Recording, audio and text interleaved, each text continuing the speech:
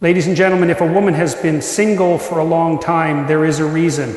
It is not random, it is not just bad luck. Life is not a series of disconnected events. It is a reflection of deeper patterns, of beliefs, of the way a person interacts with the world.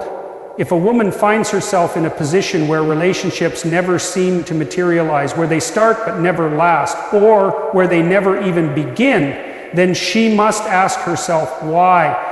Because the world is filled with people who want connection. Men are not avoiding relationships altogether, they are forming them, seeking them, and committing to them.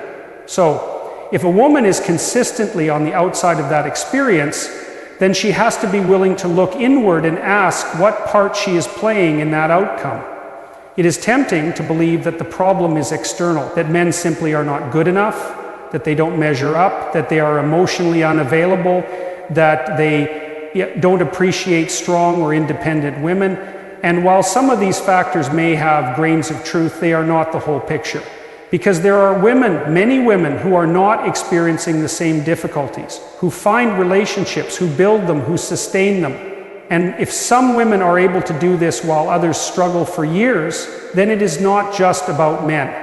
It is about the way an individual is approaching relationships, the mindset they have, the expectations they hold, and most importantly, the unconscious barriers they have put in place that keep them from allowing love into their lives.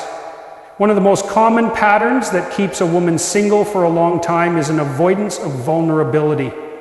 Modern culture celebrates independence, and there is value in that, but there is a difference between being independent and being emotionally guarded. If a woman has spent years prioritizing self-sufficiency, if she has learned to meet all of her own needs, if she has built a life where she does not have to rely on anyone, then relationships start to feel foreign. They start to feel unnecessary, or worse, they start to feel like a threat, something that could disrupt the control she has over her life. And when that happens, she may push people away without even realizing it. She may reject potential partners for reasons that seem logical, but are actually just excuses designed to maintain emotional safety. She may expect perfection, not because she truly believes it exists, but because perfection is an unreachable standard that allows her to avoid risk. Relationships require a certain level of surrender, not in the sense of giving up power, but in the sense of allowing another person into your world in a way that is not entirely predictable, not entirely safe. If a woman has spent years avoiding that level of openness, then she has conditioned herself to keep her distance. She has created a framework in which she is always in control, always deciding, always assessing, but never fully engaging. And men sense this. They sense when a woman is evaluating them rather than connecting with them. They sense when they are being measured against an impossible standard, and they lose interest. Not because they don't want a challenge, but because they don't want to be in a relationship where they feel like they are constantly auditioning for a role that no one will ever fill.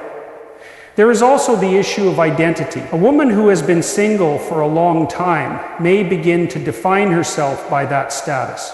She may take pride in it, wear it as a badge of honor, tell herself that she is single because she has high standards, because she refuses to settle, because she is different from other women who prioritize relationships.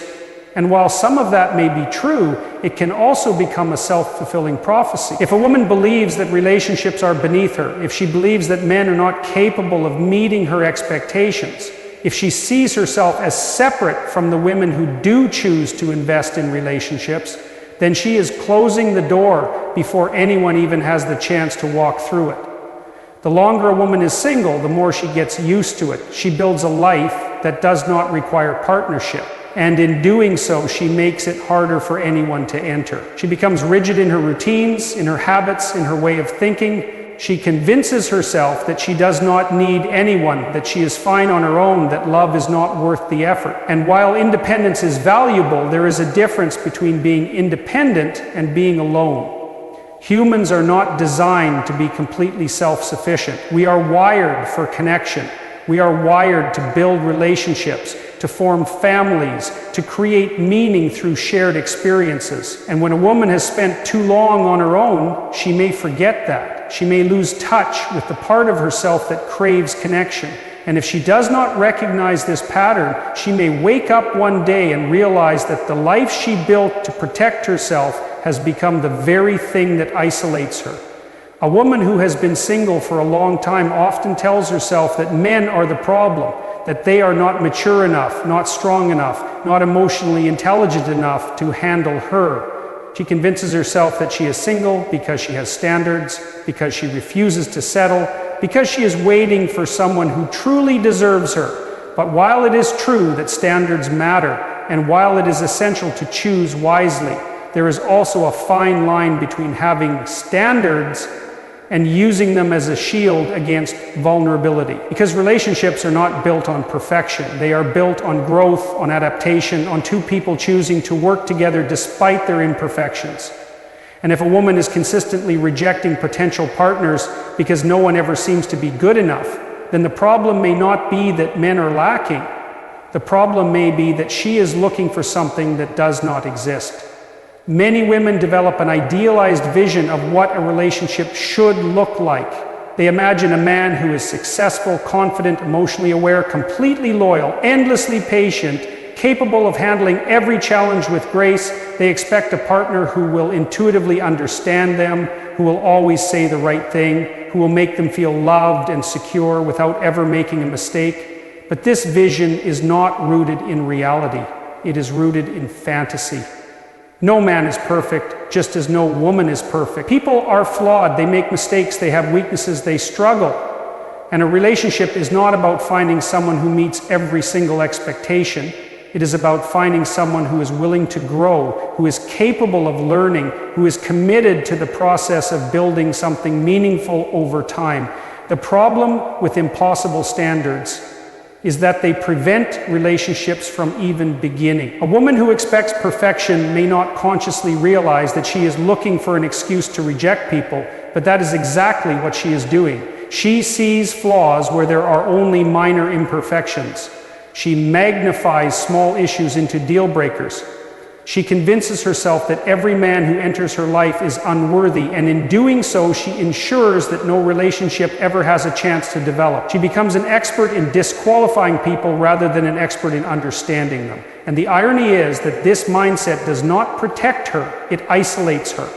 What many women fail to realize is that the most successful relationships are not built on immediate perfection, but on two people choosing to grow together.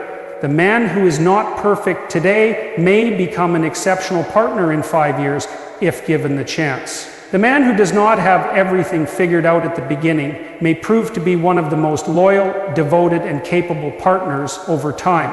But that requires patience. That requires the willingness to invest. That requires seeing potential instead of just shortcomings. And if a woman refuses to do that, if she is constantly searching for someone who is already a finished product, then she is not looking for love, she is looking for an illusion. There's also the issue of self-awareness. A woman who demands perfection from a man must ask herself, is she perfect? Is she everything she expects him to be? If she is looking for a man who is emotionally mature, disciplined, successful, and completely secure in himself, has she achieved those things in her own life? Because relationships are not about one person finding an ideal partner. They are about two people who are willing to bring out the best in each other. And often the traits we seek in others are the very traits we need to develop within ourselves. A woman who wants a strong man must ask herself if she is strong in the right ways. A woman who expects patience must ask if she is patient. A woman who wants commitment must ask if she is truly capable of committing to the process of building a relationship rather than just the idea of one. The longer a woman waits for perfection, the harder it becomes to accept reality. She conditions herself to believe that there is always someone better, that settling down with an imperfect man means compromising her worth. But what she does not see is that every relationship requires compromise, not in values, not in fundamental principles, but in the understanding that love is not about finding someone flawless. It is about choosing someone who is willing to walk the path with you, despite the difficulties, despite the uncertainties, despite the inevitable struggles that come with any meaningful relationship. And if a woman is unwilling to accept that reality, if she continues to insist that no man is ever good enough, then she may spend her life searching for something that does not exist, only to realize too late that she has let real love pass her by. A woman who has been single for a long time might convince herself that she is waiting for the right moment, that relationships are simply not a priority right now, or that she is too focused on personal growth and career advancement. And while these can be valid reasons for delaying commitment, they can also become excuses that mask a deeper fear, the fear of vulnerability, the fear of emotional dependence, the fear of opening up to another person and risking disappointment or rejection. She might believe she is in control of her circumstances, that she is choosing to be single, but often it is not a choice born of strength. It is a choice born of avoidance. Relationships require emotional risk. They demand openness, trust, and the willingness to be seen, not just in moments of confidence and success, but in moments of doubt, fear, and insecurity. And for a woman who has been single for a long time, the thought of exposing those more fragile parts of herself can be terrifying. She has learned to function independently, to make decisions alone, to define her identity without the influence of a partner. She has grown accustomed to her routines, to her freedom, to the predictability of her life as it is. And while independence is valuable, it can also become a cage, one that keeps her from ever truly connecting with another person. What many women fail to recognize is that emotional walls do not just keep out pain, they also keep out love. A woman who has been single for years might have unknowingly conditioned herself to keep her distance from others, to avoid deep emotional attachment, to prioritize self-sufficiency over connection. She may convince herself that she does not need anyone, that she is better off alone, that relationships only complicate things. But this mindset is not strength, it is fear in disguise. It is a defense mechanism, a way of maintaining control, of ensuring that she is never put in a position where she could be hurt or disappointed. She may tell herself that she is simply waiting for the right person, that when the right man comes along, she will recognize him instantly and everything will fall into place. But that is not how relationships work. Love does not just appear fully formed, it must be built, nurtured, and developed over time. If a woman has spent years avoiding emotional risk, if she has trained herself to be self-sufficient to the point where she does not know how to rely on another person, then even when the right man does come along, she may find herself unable to truly let him in. She may push him away without realizing it. She may convince herself that he is not enough, that she needs more, that something is missing, when in reality the missing piece is her own willingness to be vulnerable. And the longer she remains single, the harder it becomes to break this pattern. She gets used to her solitude, to her own way of doing things, to the idea that she does not need anyone. She develops habits that do not accommodate another person. She builds an identity that is rooted in her independence. And then when she does feel the desire for connection, she finds that she has made it nearly impossible for anyone to fit into her life. She expects love to come in a way that does not disrupt her routines, that does not require compromise, that does not demand change. But love does demand change. It requires adaptation. It requires making space, not just physically, but emotionally. If a woman has spent years avoiding relationships, she must ask herself why. Is it truly because she has not met the right person, or is it because she has not allowed herself to be open to the experience? Is it because men are not good enough, or because she has set standards so high that no one could possibly meet them? Is it because she is genuinely content on her own, or because she has convinced herself that wanting a relationship is a weakness? As growth does not happen in isolation. It happens in the context of relationships, in the way we learn to navigate emotions, in the way we challenge ourselves to be better for someone else, in the way we confront our fears of dependence and trust. A woman who remains single for too long may be protecting herself, but she is also preventing herself from growing in ways that only relationships can teach. And if she is not careful, she may reach a point where she has spent so much time guarding her heart that she no longer remembers how to open it. A woman who has been single for a long time may not realize the impact that time has had on her perspective, on her expectations, and on her ability to integrate another person into her life. When years pass without the presence of a committed relationship, the absence itself begins to shape her worldview. She becomes accustomed to making decisions alone, to structuring her life without considering another person's needs, to being completely self-reliant. And while independence is often praised, there is a hidden danger in it when it becomes so deeply ingrained that it turns into resistance. Resistance to compromise, resistance to change, resistance to the natural adjustments that every relationship requires. A woman who has been single for years has built a life that functions without a partner, and that life can become so rigid that it leaves no space for anyone else. She has her routines, her habits, her expectations for how things should be done. She has established an identity that does not depend on another person, and while that can be empowering, it can also be isolating. Because relationships are not just about compatibility or attraction, they are about adaptability. They are about the ability to merge two lives into one without losing the essence of individuality. And if a woman has spent too much time reinforcing the idea that she does not need anyone, she may struggle when she finally does want someone. The longer a person is alone, the more they internalize certain beliefs about relationships, whether they are conscious of them or not.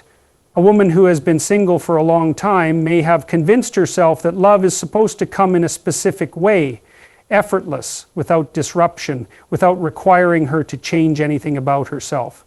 But that is not how relationships work. A relationship is not something that simply fits into an existing structure.